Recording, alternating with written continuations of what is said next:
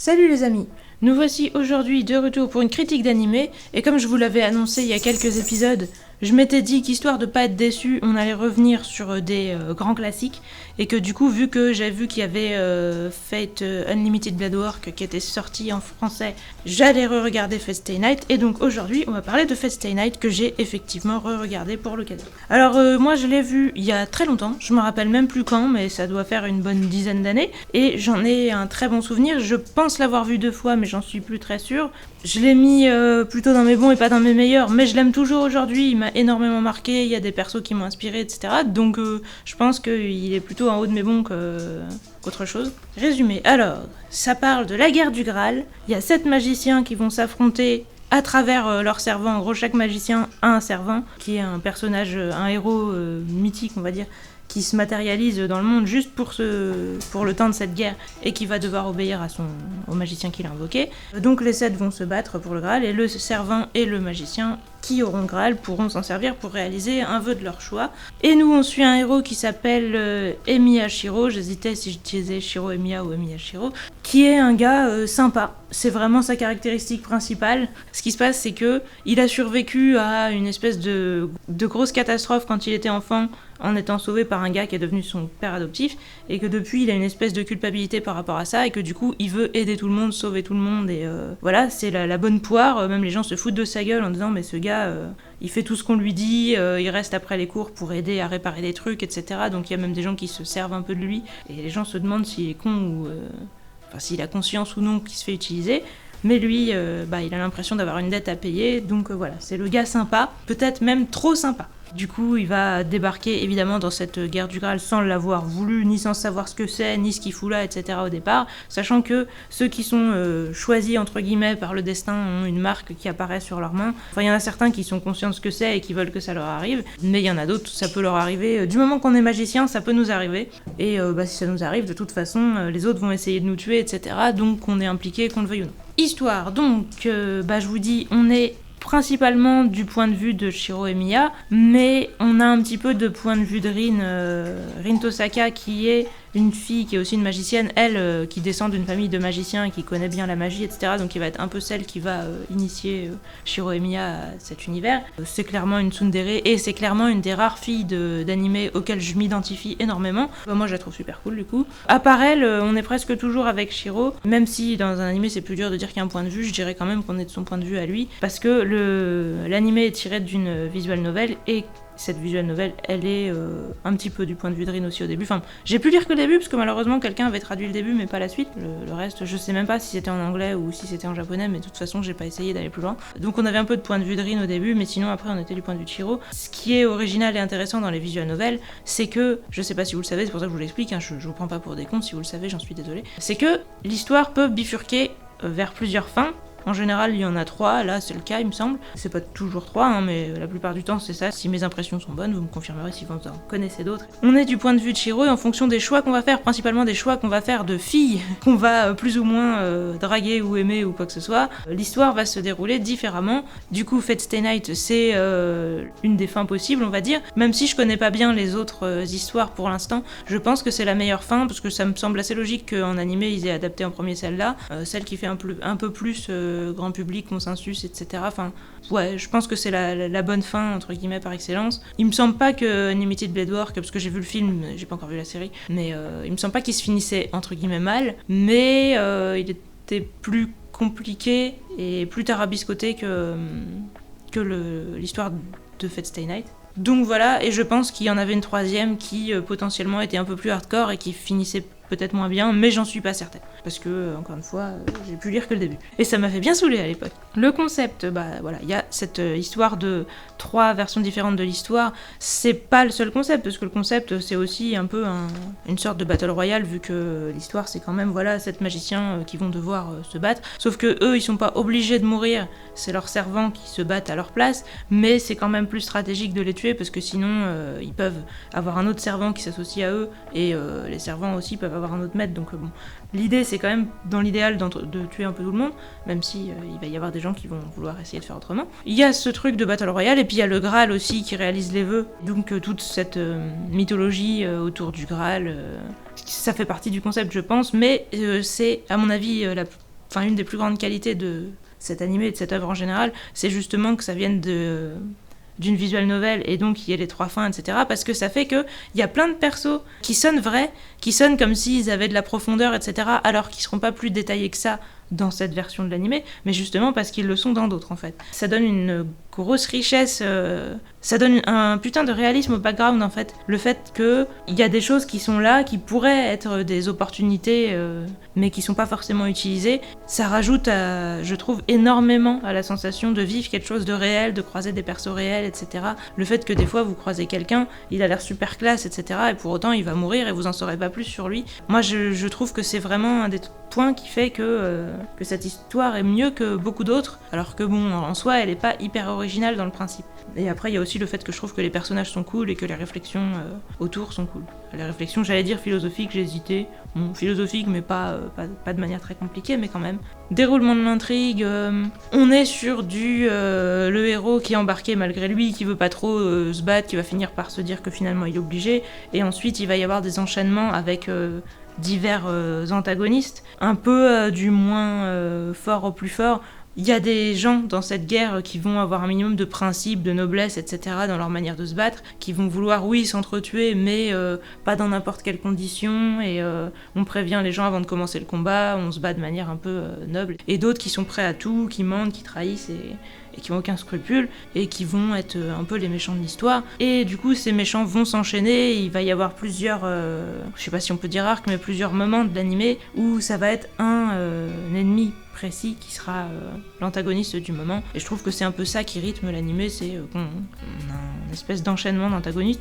Ils sont pas forcément du moins fort au plus fort en termes de force brute, et tant mieux parce que sinon ça aurait donné un côté artificiel au truc, je pense. Mais par contre, sur le problème, on va dire, moral qu'il pose, oui, là il y a plus une gradation, je trouve. Mais j'y reviendrai.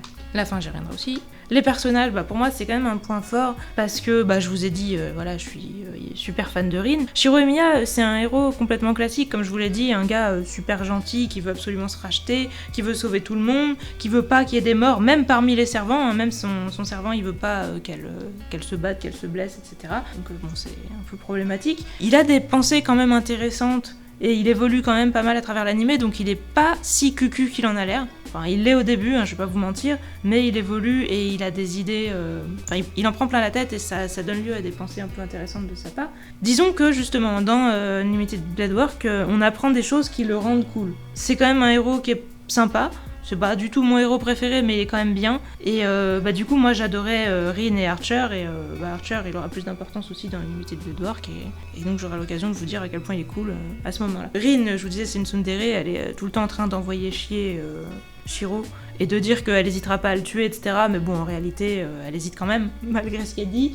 Moi, j'aime bien ce perso. Je pense que la première fois que je l'avais vue, je la pensais, on va dire, plus cruelle que ce qu'elle n'est réellement. Je pense qu'elle a vraiment un bon fond et que c'est vraiment juste dans l'apparence qu'elle est impitoyable. Après, elle est assez dure avec elle-même, donc... elle est impitoyable dans un certain sens. Elle est beaucoup plus gentille que ce qu'on pourrait penser au début. Après, je pense que aujourd'hui je le vois mieux ces trucs-là. À l'époque, je pense que je prenais plus les choses au sens littéral, donc on me disait qu'elle était cruelle, je le croyais, et donc je l'ai admirée pour des choses que j'ai cru parfois peut-être plus que pour des choses qu'elle était. Maintenant, je l'aime toujours. Ensuite, comme perso important, il y a aussi les méchants. Je vais pas trop vous les spoiler parce que ils arrivent pas tout de suite, et il y en a certains, on n'est pas sûr que c'est des méchants au début, etc.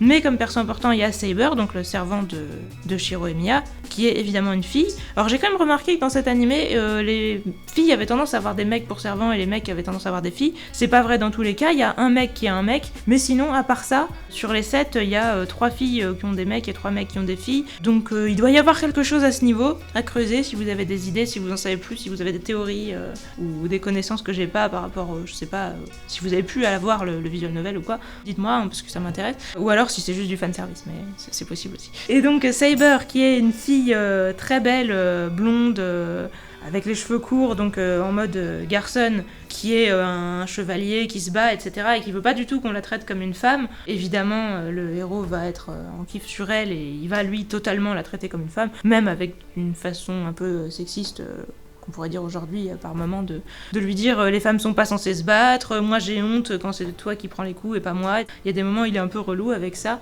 mais bon évidemment comme elle est quand même, c'est un personnage fort et qu'elle se laisse pas faire et qu'elle lui dit plein de fois qu'elle est vexée qu'il parle comme ça et qu'il a pas à le faire et que qu'elle est un servant avant d'être une femme et compagnie, ça va, elle se laisse pas trop faire mais vraiment elle est cool. C'est pas du tout mon perso préféré, mais elle est quand même largement au-dessus de la moyenne niveau perso, je trouve. Elle est quand même intéressante. Elle a pareil un background, parce que les servants, je vous disais, c'est des héros. Du coup, des personnages célèbres du passé, quoi. Des personnages de légende, un peu. Donc on va se demander qui elle est, qu'est-ce qu'elle veut, parce que le fait de vouloir le Graal, c'est pour réaliser un vœu, donc ça veut dire qu'il y a quelque chose, un vœu qui lui importe plus que tout et pour lequel elle se bat potentiellement depuis des siècles, etc. Quel est son vœu, quel est son passé, pourquoi elle veut changer les choses et compagnie. C'est des trucs qu'on va apprendre au long de l'animé et qui sont cool, et encore une fois, ça donne de la profondeur au perso, tout ce délire de se dire chacun a un vœu, et du coup, les gens, s'ils souhaitent quelque chose, c'est parce qu'ils ont justement des traumatismes, des impuissances, des faiblesses et compagnie, et donc ça les rend émouvants et intéressants. Apparence, donc je vous parlais de Saber qui est en mode garçonne, mais elle a les cheveux courts, etc., mais elle est fine, elle a la tête ronde et tout, elle fait très enfantine, un peu poupée, un peu fragile, etc., et ça contraste vachement justement avec le fait qu'elle se bat en mode guerrière et compagnie, donc c'est totalement le but du perso. J'ai vu cet animé il y a au moins 10 ans, donc à l'époque où je voyais un peu mieux, mais en le revoyant, j'arrivais quand même un peu à différencier les persos, enfin j'arrivais à retrouver ce que j'avais vu avant, alors qu'aujourd'hui il y a plein d'animés où je vois plus rien, donc c'était là aussi super agréable et ça m'a fait vraiment plaisir et ça m'a même redonné un peu d'espoir. Je vous ai dit, Rin, je l'adore, mais je l'adore aussi physiquement, j'adore sa coiffure, j'adore sa tête. Elle a les yeux écartés et en même temps un peu plissés, ça lui donne un côté à la fois très mimi, très petite fille, et en même temps avec un regard un peu malin, un peu fourbe. Ça montre bien justement l'ambiguïté du perso qui est à la fois très... Elle veut se croire super forte et super maline, mais elle a quand même des faiblesses. Elle est quand même balèze, donc moi je la trouve cool. Je le dirai jamais assez. Shiro Emiya, lui pour le coup, physiquement je le trouve complètement quelconque, mais c'est peut-être moi, je sais pas. Je trouve que les filles sont vachement belles dans cet animé, mais que les mecs sont complètement insignifiants. Franchement, il a les cheveux courts, châtains. Moi je trouve qu'il a une tête complètement quelconque, mais tant pis, c'est pas grave. En tout cas, voilà, je trouve que cet animé est cool aussi sur le plan image. Et ça m'a fait plaisir. Une personnalité, je vous ai dit, vu qu'ils ont tous un passé un peu tragique, qui explique qu'ils soient dans cette guerre volontairement ou s'ils y sont involontairement, ils vont quand même se poser des questions sur qu'est-ce qu'ils font là, est-ce qu'ils ont envie de le faire. Bon, évidemment, au début, Shiro, il se dit qu'il veut le faire juste pour empêcher que quelqu'un d'autre obtienne le Graal et en fasse du mal avec. Au fil de l'histoire, il va s'impliquer et avoir... des vœux qui vont commencer à lui importer. C'est intéressant. Évolution, je vous disais, Shiro, il évolue pas mal parce que il part du gars qui est juste ultra altruiste, qui veut aider tout le monde, mais c'est moins facile de rester ce gars quand vous faites face à des gens qui sont d'authentiques connards, qui butent des gens, etc. Alors vous allez me dire, oui, c'est évident dans ces cas-là que c'est des ennemis. Oui, mais il y a des situations où on sait pas trop. Il va commencer à avoir des raisons d'être égoïste parce que, comme je vous disais, il est un peu amoureux de Saber et c'est pas la chose la plus... la plus pratique d'être amoureux du perso qui est censé se battre pour toi et potentiellement mourir pour toi. Donc ça va lui donner des comportements beaucoup plus égoïstes qu'au départ. Et comme je vous disais, c'est un choix. Là, dans cette version, il est amoureux de Saber. Je crois que dans Unlimited Blade Work, si je me trompe pas, il est amoureux de Rin. Enfin, c'est quand il choisit Rin. Et je pense que dans la troisième version, il choisit Sakura. Sakura, qui est une fille dont j'ai oublié de vous parler parce que je la trouve pas très importante comparée aux autres. Mais bon, si elle a sa propre version, elle doit quand même avoir un minimum d'intérêt, c'est juste que là on la voit pas plus que ça. Sakura, c'est son amie du début qui vient chez lui pour lui préparer à manger, donc à Shiro. On sent qu'ils ont un petit truc ensemble. Lui, il a l'air de tenir à elle, mais on sait pas trop au départ si c'est comme une petite sœur ou comme si c'est un début d'amour. Si on est dans le visual novel, c'est à nous de choisir, donc c'est pour ça qu'on sait pas trop, je pense. Et elle a clairement l'air d'avoir un petit kiff sur lui, parce que quand il commence à fréquenter Rin Tosaka, elle fait complètement une crise de jalousie, et elle est super triste. Surtout, parce que c'est pas une fille extravertie. Rin Tosaka, c'est une fille très affirmée, etc. Et du coup, Sakura, elle, c'est plutôt la fille timide qui dit rien, qui est tout le temps serviable aussi, et qui s'efface et qui est malheureuse quand on la rejette et tout. Donc elle a plutôt tendance à s'auto-exclure quand elle voit Rin. Il va lui arriver des petits problèmes dans cette saison-là, mais je pense qu'on doit sûrement savoir plus sur elle dans d'autres saisons. On sait qu'elle fait partie d'une famille de magiciens qui ont que les connaissances théoriques, mais qui sont plus entraînés pour être magiciens concrètement depuis plusieurs générations. éducation, et il y a que son grand frère qui a reçu une éducation par rapport à ça, et elle est au courant de rien, donc elle a un circuit magique, mais elle ne sait pas servir de la magie, elle est même pas au courant que la magie existe. Donc c'est un peu la parfaite victime, je dirais, dans cet animé. Pour moi, c'est pas le perso le plus intéressant, mais si un jour il y a une saison qui sort par rapport à elle, je serais quand même vachement intéressée de la voir, et peut-être que le perso deviendra quand même cool, je sais pas. Du coup, je vous disais, ouais, évolution, donc Shiro, il évolue énormément parce que il prend cher, au début il a plein d'idéaux, et finalement, il est vraiment obligé de se remettre en question par rapport à ça, et ça donne lieu à des trucs intéressants. Saber aussi, parce qu'au départ, elle veut absolument le Graal, et elle a vraiment une idée précise de ce qu'elle veut en faire, et Shiro, vu qu'il va être amoureux d'elle et tout, il va lui dire, non mais pourquoi tu penses pas plus à toi? Alors c'est lui qui dit ça, alors qu'il pense jamais à lui, c'est vraiment un comble. Elle aussi, ça va la faire se poser des questions, de voir justement l'attitude de Shiro, de voir qu'il lui ressemble, et elle-même, elle va avoir envie de le protéger et avoir de la compassion pour lui, et du coup, je pense que ça va l'aider à avoir de la compassion pour elle-même, à se pardonner. Je pense que je vous l'ai déjà dit, on se pardonne plus facilement à travers les autres. Rin aussi, même si je sais pas si elle évolue, c'est peut-être juste qu'on apprend à la connaître, mais au départ, comme je vous disais, elle fait vraiment... elle essaye d'avoir l'air impitoyable, et puis au fil de l'anime, elle va faire beaucoup de compromis en fait. L'univers, les lieux et créatures, alors, on est dans un monde où la magie existe. Il y a des familles de sorciers, ça a l'air... c'est pas connu du grand public, mais les familles de sorciers se connaissent les uns les autres. Par contre, ils essayent de se cacher au reste du monde. Et entre eux, ils essayent de se cacher ce qu'ils savent, parce qu'ils savent justement qu'ils sont rivaux, etc. Il y a des traditions par rapport à ça, le fait d'enseigner à ses descendants. Et il y a différentes familles de sorciers, on voit avec différents idéaux. Ça fait penser à beaucoup de sagas sur la magie que j'ai déjà lues. Je pense genre à la saga Wicca, où il y a aussi cette histoire de grande famille de magiciens, où il y en a qui sont plus sans scrupules que d'autres. Là, on sent qu'il y a ça, mais c'est pas plus développé que ça, mais on sent que ça a le potentiel. Si j'avais pu voir Fate Zero, ce que j'aurais beaucoup aimé dans ma vie, je pense que j'en aurais su plus là-dessus, parce que du coup c'est la guerre du Graal précédente, et j'aurais bien aimé en savoir plus. La guerre du Graal précédente, qui est la grosse catastrophe qu'ont vécu les enfants, du coup, les ados qu'on suit dans Fate Stay Night. C'est là que Shiro a perdu ses parents d'origine avant d'être sauvé, donc c'est quand même un truc important. Oui, dans cet univers aussi, on sait que les grands héros reviennent sous forme de servants, donc ils ont une espèce d'immortalité à travers ça. Il y a pas mal de choses surnaturelles qui existent. La magie, on va nous en expliquer un peu comment ça fonctionne. Après, on n'a pas énormément de détails malheureusement, mais la magie existe, etc. Sinon, c'est notre monde de nos jours, voilà. Et les servants aussi, ils ont des artefacts, parce qu'on pourrait se dire, est-ce que c'est juste des guerriers qui se battent purement à l'épée ou au sabre ou à la lance ou compagnie, de manière juste à l'ancienne, quoi. Mais non, ils ont potentiellement des artefacts qui peuvent être magiques, donc des objets qui peuvent avoir des propriétés magiques particulières. Et puis dans les classes possibles, donc oui, il y a Saber qui se bat à l'épée, Lancer à la lance, Archer, tout ça. Mais il y a Caster, donc magicien, donc il y a potentiellement de la magie là aussi. Logique et cohésion, moi j'ai pas vu d'erreur, et justement, j'admire de cette histoire qu'elle puisse partir dans plusieurs directions différentes, et qu'on voit un peu les moments où ça peut bifurquer. Je trouve ça extrêmement intéressant. Et comme je vous dis, des persos qu'on verra pas plus que ça, et dont on se demande, mais comment ça se fait qu'il a l'air aussi classe, etc., alors que c'est un perso secondaire? C'est parce qu'en fait, à l'origine, c'est pas forcément un perso secondaire. Et ça, je trouve ça tellement bien. Mystère et découverte, je trouve que il y a plusieurs trucs. Connaître la magie, connaître qu'est-ce qu'on peut faire avec le Graal et tout ça, c'est intéressant. Maintenant, moi, ce qui m'a le plus intéressé, je pense quand même, c'est de connaître les gens, justement savoir pourquoi ils veulent le Graal, qu'est-ce qu'ils vont faire avec, Les persos sont intéressants, et les situations font qu'on les découvre au fur et à mesure. On voit qu'est-ce qu'ils sont capables de faire ou non, parce que c'est facile de dire que sur le papier il faut s'entretuer, mais quand on est dans une histoire où les persos sont suffisamment bien faits, suffisamment profonds, qu'on apprend à les connaître, etc., au final, et que eux-mêmes ils apprennent à se connaître entre eux, parce qu'au lieu de tous s'entretuer dès le premier jour, ils ont quasiment tous jaugé qui était dans la compétition, etc. avant, et ils ont fait des petits combats où ils se sont pas entretués au début. Donc oui, la série, on pourrait peut-être lui faire le reproche qu'elle est lente, entre guillemets, dans le sens où au début, il y a plusieurs combats où les gens s'arrêtent de se battre en se disant on continuera ça plus tard, allez salut.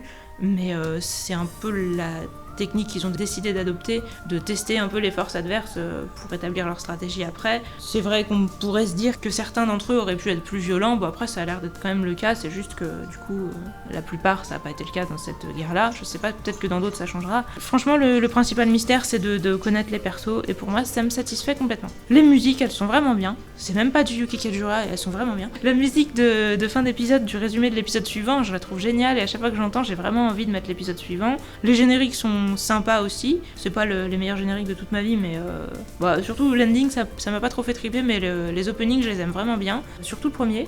Et les musiques de fond aussi, elles sont vraiment classe. Peut-être que je trouve qu'il y en a certaines qui reviennent trop. Genre c'est toujours la même musique en début d'épisode, alors vous allez me dire c'est peut-être une tradition, il y a beaucoup d'animés qui font ça, mais c'est peut-être moi parce que j'ai mis trop d'épisodes à la suite, j'ai vraiment enchaîné ça genre en 2 ou 3 jours, mais j'avais un peu une impression quand même de répétitivité à des moments dans la musique, mais sinon les musiques sont vraiment super belles.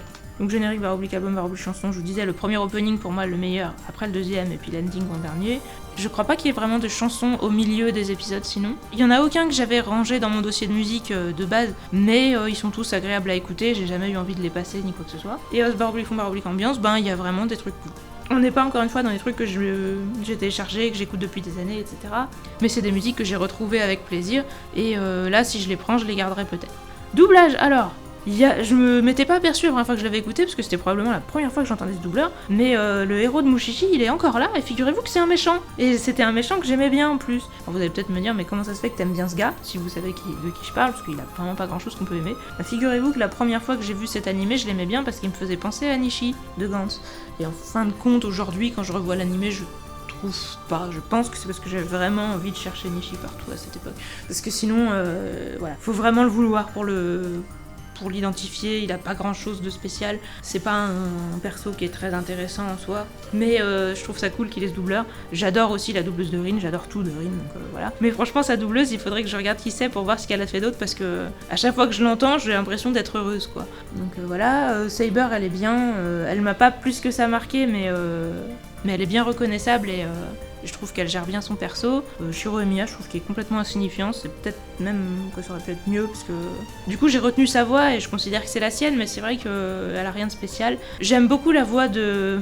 Celle-là on va venir sur un défaut. Sakura, barre oblique Rider, barre oblique je sais plus quelle autre méchante. Et ça c'est un des problèmes, on était quand même un animé qui datait de je sais plus 2009 ou 2008, enfin c'est un animé quand même récent. Et oui, ils ont pas mis les mêmes voix à des persos qui sont ensemble, donc c'est pas forcément gênant parce qu'on sait qui c'est, on risque pas de confondre. Les doubleurs ou doubleuses arrivent quand même à faire des voix un peu différentes, mais ça m'a quand même un peu attristé qu'il y ait autant de persos qui aient les mêmes voix. Donc ouais, Sakura barre oblique Rider, Taiga barre oblique justement la magicienne, tous les combattants mecs, enfin tous les servants mecs qui sont un peu méchants, ils ont tous la même voix. Alors le gars il a essayé de faire des efforts et de prendre une voix plus aiguë sur certains, plus grave sur d'autres, de prendre un ton un petit peu grinçant, etc. Résultat, enfin le dernier servant méchant qui est censé être super balèze, il lui a fait une voix comme ça, un petit peu grinçante et tout, et je trouve ça ridicule. Et franchement c'était un perso qui est censé être classe, qui est censé être fort et tout. Et la première fois que j'avais vu l'animé, je l'avais juste trouvé complètement ridicule. Et je trouve que c'est dommage parce que je pense qu'il avait quand même le potentiel d'être classe dans l'idée. J'en veux pas au doubleur d'avoir fait ça parce que forcément, pour le coup, il faisait un autre perso à qui il avait fait une voix grave classe, etc. Qui pouvait potentiellement se trouver au même endroit au même moment. Donc il fallait bien qu'il fasse une voix qui diverge. Mais je trouve que c'est pas agréable à entendre, ni classe, ni rien, et c'est dommage. Et puis sur les méchants en arrière-plan, on va dire, les maîtres méchants, il y en a deux, je sais pas s'ils ont la même voix ou si c'est juste moi qui les différenciais pas, j'ai des soupçons qu'ils aient la même voix. En plus c'est une voix très neutre justement, donc voilà. C'est un peu embêtant parce que du coup dans ma tête je les avais remixés. J'avais oublié que c'était deux persos différents. Et bon, en voyant la série je me suis dit ah ok, mais ça les rend beaucoup plus insignifiants que ce qu'ils ne le sont, je trouve. Ne faites pas ça franchement, prenez des doubleurs différents, enfin c'est quand même des persos importants. Alors oui, on est peut-être sur une série qui a beaucoup de persos importants par rapport à la moyenne des séries. Peut-être que d'habitude vous vous dites on prend 5-6 doubleurs, ça va aller. Mais là non, là il fallait franchement en prendre une bonne quinzaine, sinon c'était pas possible. C'est un point négatif. Du coup le doublage, je trouve que les doubleurs ont fait des trucs très bien, mais que malheureusement il n'y avait pas assez de doubleurs quoi. Note globale, j'ai mis 7 il y a des années, je vais rester sur un 7, même si comme je vous dis, c'est à notifier que je la re-regarde plus de 10 ans après, et je reprends toujours autant de plaisir plaisir à la redécouvrir. C'est une série que j'adore. Rin, elle m'a tellement marqué qu'elle m'a inspiré un perso de ma fille. Ouais, c'est vraiment un animé qui m'a marqué. Je le re-regarderai très certainement à nouveau dans 10 ans et je le re-aimerai sûrement encore autant. Du coup, si vous le connaissez pas déjà, ben oui, je vous le conseille grave. Et n'hésitez pas... ensuite, à continuer vous aussi avec moi ou sans moi, peu importe, faites comme vous voulez, à regarder Unlimited Blade Work si vous pouvez. Si vous pouvez regarder de la VO, et ben regardez Fate Zero. Hein. Moi, j'aimerais bien.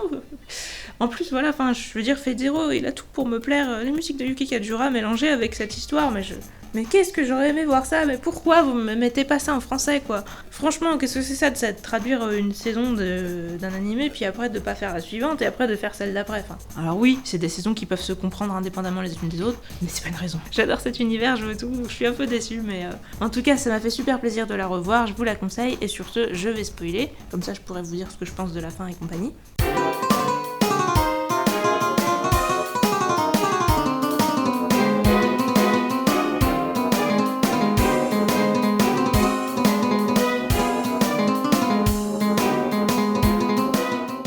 Alors, je vous ai déjà dit que dans cette version, donc Emiya est amoureux de Saber. Moi au début j'étais un peu agacée parce qu'il arrête pas de lui dire, je vous disais oui, tu devrais plus penser à toi, etc. Alors que c'est exactement ce que lui-même ne fait pas. Mais du coup au début je trouve qu'il est énormément égoïste et je me disais mais c'est con, tu dis que tu l'aimes mais tu penses pas à elle en fait, tu penses qu'à toi vu que tu te dis je veux la garder pour moi, je veux qu'elle reste à mon époque. Elle sait pas ce qu'elle veut, elle veut revenir dans le passé pour modifier ce qu'elle a fait à l'époque où elle était le roi Arthur, voilà. Spoiler si vous êtes toujours là et que vous connaissez pas l'animé, Saber c'est Arthuria parce que voilà, le roi Arthur était une femme. Alors on pourrait se dire oui c'est vachement féministe, c'est vachement progressiste de faire ça, en fait c'est surtout un peu du fanservice pour mettre des filles super belles et super badass qui se battent voilà pour féminiser des héros, mais c'est quand même cool, donc moi je me dis que c'est bien, hein. Je pense que ça va pas déranger les filles, que pour une fois on les mette dans des rôles justement de combattants qui font des trucs classe et pas que dans des rôles de persos qui vont se faire sauver et qui servent à rien, comme Sakura. Sakura c'est vraiment un nom de victime, hein. Vous vous rappelez dans Get Backer Sakura qui était la fille qui était là, je peux vous aider, puis qui s'évanouissait à chaque fois.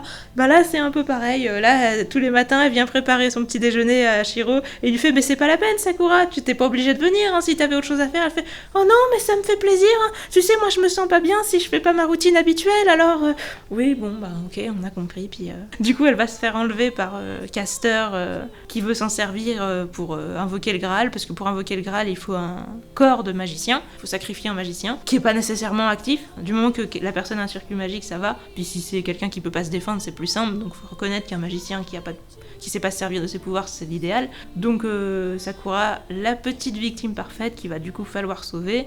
Voilà, elle faisait un très bon sacrifice, hein. Elle avait vraiment le profil pour. J'espère vraiment un jour pouvoir voir une version de l'histoire où elle sera plus mise en valeur, parce que là c'est assez terrible ce qui lui arrive à cette pauvre Sakura. Elle se fait victimiser dans tous les sens, Rin l'envoie chier en expliquant après à Shiro que c'est pour son bien, que c'est pour pour la faire partir de la maison parce qu'il risque d'y avoir des combats chez Shiro. Et j'ai bien aimé ce passage, ça m'a fait rire. Rin elle lui fait oui j'étais un peu sèche mais c'était pour qu'elle parte, pour qu'elle soit épargnée par cette histoire, et Shiro lui fait un peu sèche, moi je dirais que t'as été carrément méchante, oui. Les deux points de vue se comprennent, hein.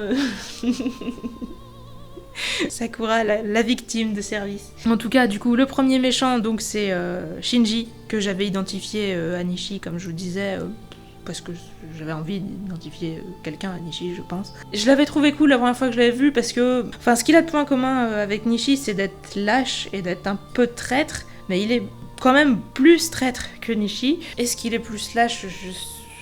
Je me prononcerai pas. C'est surtout que... En fait, je pense que si je l'avais identifié aussi, c'est parce que un perso, je crois que c'est Caster justement, qui dit à Ryder, donc la servante de... Enfin, eux, ils disent le servant, même quand c'est une femme, peut-être à cause de l'ambiguïté du terme servante, mais bon, on va essayer de dire le servant, donc de Shinji. Tu dois être fier d'avoir un maître comme ça, parce que c'était une idée intelligente de manipuler Saber pour qu'elle aille attaquer son servant à elle. Parce que oui, Caster est un servant qui a un servant, parce que les magiciens peuvent invoquer un servant, et donc elle, comme c'est un magicien de base, voilà. Mais son servant, du coup, il a moins d'énergie que les autres, et elle peut faire ça aussi parce qu'elle a tué son propre maître. Normalement, je croyais qu'ils étaient censés disparaître quand leur maître disparaissait, mais elle a pu rester parce qu'elle s'est trouvée un autre maître, si j'ai bien compris. Je sais pas trop comment elle a fait. Il y a des questions qui restent en suspens pour moi dans cette série. Je sais pas si on apprendra plus de détails là-dessus non plus dans les autres saisons. En tout cas, moi, ça, c'est une question que je me pose. Comment ça se fait que Castor a pu faire cette espèce d'embrouille? Après, c'est intéressant. J'espère qu'on aura l'explication un jour. Shinji, manipulateur, ouais. En fait, c'est pareil. Moi, ce que j'aime bien dans ce perso, et c'est ce que j'aime dans toute la série, c'est qu'on sent qu'il aurait pu avoir un plus grand rôle, être plus développé. Enfin, on n'a pas l'impression qu'il se limite à ce qu'on a vu. On a l'impression qu'il aurait pu faire plus. Et en fait, il a été tué par Berserker de Ilya von je sais plus quoi. Hein. On va l'appeler Ilya von je sais plus quoi parce que je me rappelle plus de la suite de son nom. Sinon, j'avais hésité à l'appeler Ilya von Glockenspiel, mais je sais pas si vous préférez. Elle le tue de manière assez gratuite pendant qu'il est en train de s'enfuir alors que Shiro l'a épargné.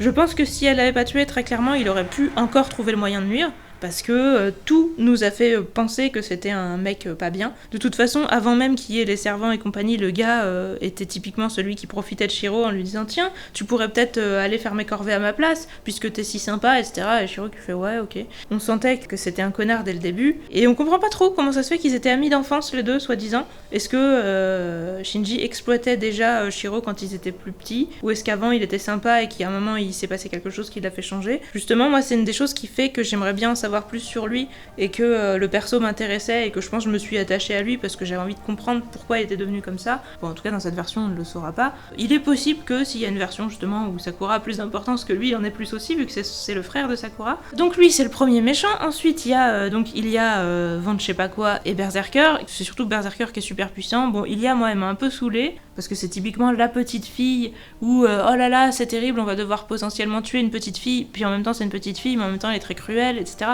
Bon, j'ai l'impression d'avoir déjà vu ça dans plein d'autres animés, notamment dans My Hime. Ça cassait pas des briques selon moi, c'était pas un élément qui me plaisait. Après, Berserker, son principe d'avoir plein de vie et qu'au début on le sache pas et qu'on comprend pas pourquoi les persos arrivent jamais à le tuer malgré le fait qu'il balance des énormes attaques et tout. J'ai trouvé ça vachement cool. C'est peut-être presque dommage qu'elle ait fini par le dire qu'il avait plusieurs vies parce que du coup c'est grâce au fait que Emiya l'a su qu'il a pu créer une arme qui le butait. Mais bon, c'était un bon moyen de montrer ce qu'il pouvait faire avec son pouvoir. On peut se dire aussi, oh là là, mais comment ça se fait que Archer lui a donné des si bons conseils? Et je trouve ça cool parce que la première fois que j'avais vu l'animé, je m'étais pas rendu compte. Archer, il arrête pas d'envoyer chier Emiya. Au début, on a l'impression que c'est de la cruauté gratuite et qu'il le vanne juste comme Rin le vanne pour dire t'es pas doué, et qu'il le vanne même peut-être encore plus et plus méchamment parce que justement ça lui fait de la concurrence avec Rin. Et en fait, une fois qu'on sait quelle est l'histoire de Archer et quelle est sa relation avec Emiya, on comprend beaucoup mieux tout ce qui se passe dans cette première saison. Et j'ai trouvé ça vraiment super intéressant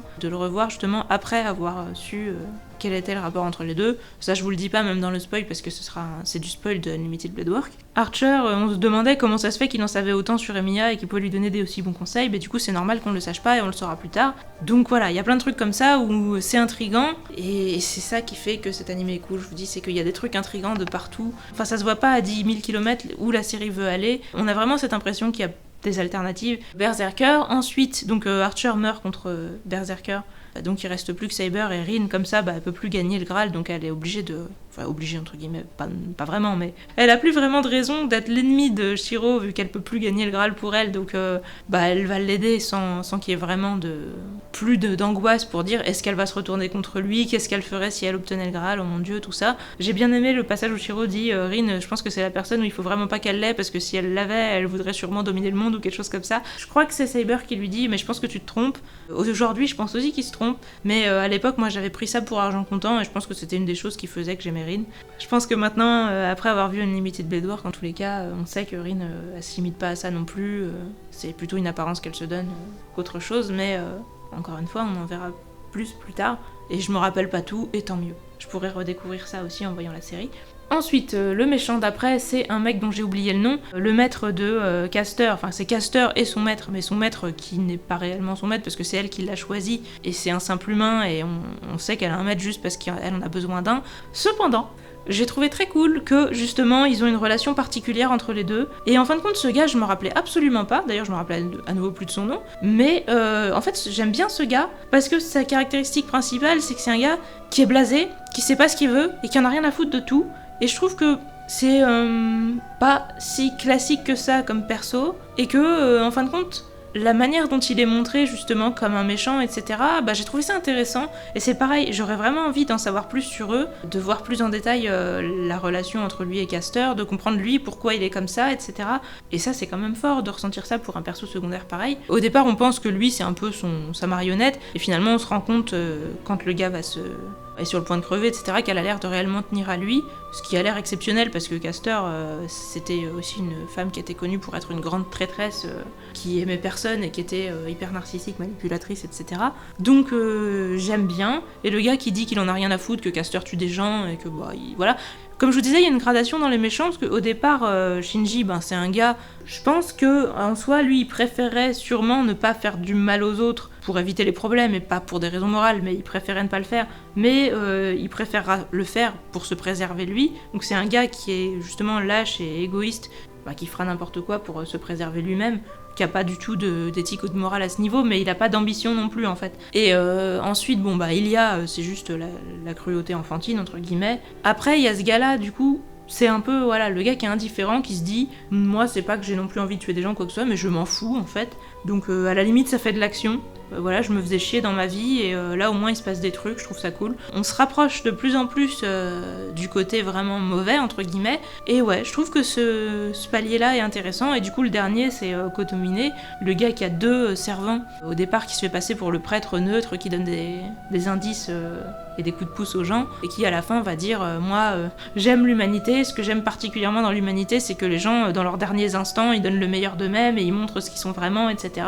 Et je pense que les gens sont jamais aussi beaux que quand ils agonisent, etc. Donc moi je veux faire crever tout le monde parce que je veux que l'humanité donne ce qu'elle a de meilleur, et je pense que personne n'aime l'humanité plus que moi, etc. Mais j'ai adoré son discours en écoutant l'animé et je l'avais complètement oublié. Je pense que je l'avais oublié parce qu'il a exactement la même voix justement que le méchant d'avant, et que du coup j'en avais fait un espèce de package. Je pense que malheureusement le doubleur le rend insignifiant alors qu'il l'est pas. Voilà, du coup maintenant j'aimerais bien aussi en savoir plus sur lui, comprendre comment il en est venu à penser ça, voir un peu plus en détail sa manière de penser et tout, parce que du coup c'est un méchant vraiment le mec chaotique mauvais et tout ce qu'on veut, mais il est pas si cliché que ça, et ce qu'il dit c'est quand même un peu classe, et moi je le trouve intéressant quand même, et je l'avais complètement oublié, et je trouve ça assez terrible. Comme je vous disais, Gilgamesh, donc son servant le plus puissant, parce que le Lancer il est pas si ouf que ça. Je m'en rappelais comme d'un espèce de guignol, et en fin de compte, en essayant de pas tenir compte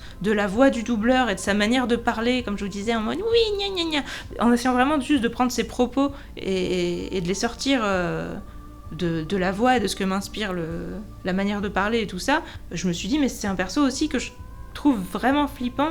En fait, c'est un peu caricatural parce qu'il arrête pas de dire qu'il veut Saber, qu'il faut qu'elle soit sienne, qu'il veut que ce soit sa femme et qu'il veut la posséder, machin. On peut se dire c'est caricatural et tout, mais il dit aussi que être roi, c'est pas servir son peuple, c'est prendre le royaume comme si c'était un objet qui nous appartenait, etc. Et que c'est de la même manière qu'il prend les femmes et tout ce qu'il prend dans sa vie, et que pour lui c'est des possessions, et que c'est pas être un roi de se donner du mal pour les autres, que être un roi c'est conquérir et machin. C'est pareil, c'est pas une philosophie entre guillemets originale, mais il la résume bien en assez peu de mots, et ses répliques sont vachement cohérentes avec, et ça donne aussi envie un peu d'en savoir plus sur comment il en est venu à penser ça, qu'est-ce que ça implique dans sa vie, et il doit vraiment être seul dans sa tête aussi, parce que voilà, c'est un espèce de gros connard enfant gâté, et il accepte pas qu'on lui refuse quoi que ce soit, et il veut quelque chose, il le prend, et il se vante d'être comme ça. C'est pas quelque chose de viable entre guillemets humainement. Se demander comment il en est arrivé là, comment c'est possible et compagnie. Est-ce que à son époque c'était un tyran, tout ça, je serais assez contente d'en savoir plus sur lui aussi,